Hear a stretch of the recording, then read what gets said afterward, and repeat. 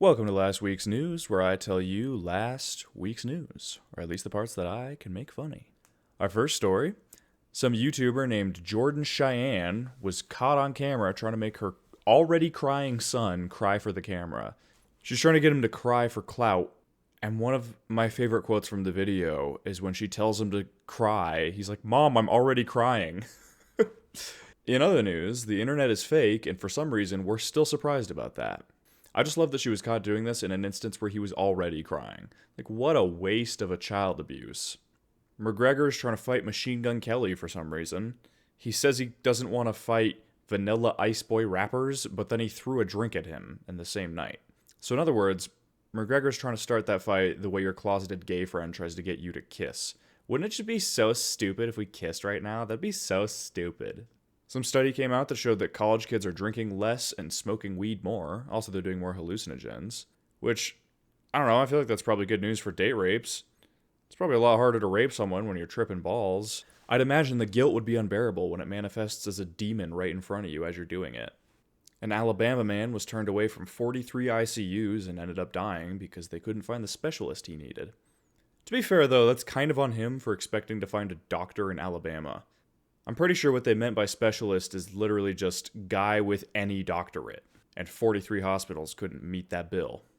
People are mad at Nikki Minaj for essentially saying that if you get the coronavirus vaccine, just make sure you're comfortable with it and you didn't get it because you were bullied into doing so.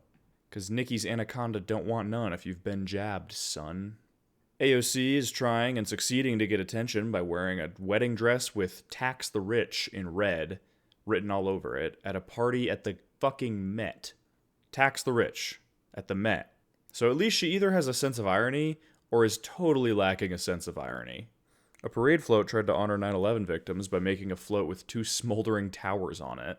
People are saying it's disrespectful, but if Christians can wear their God's murder weapon over their tits, I don't see how it is. Some National Guard members are being made into bus drivers because there aren't enough bus drivers. It's a good thing it's just the National Guard. Imagine if your bus driver was some grizzled Vietnam-era Marine. You yell at your friend too loud on the bus and he veers off into a ditch. Instagram has apparently been aware via studies they've conducted of how damaging social media is for teen mental health, specifically teen girls.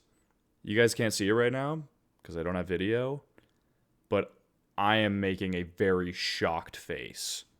I can't believe they knew. I mean, some say social media is designed to make money, but if you told me to invent a product whose express purpose was to get teen girls to kill themselves, I don't know if I could make a better one than the gram. Some guy who lives in a van went on a trip with his fiancée.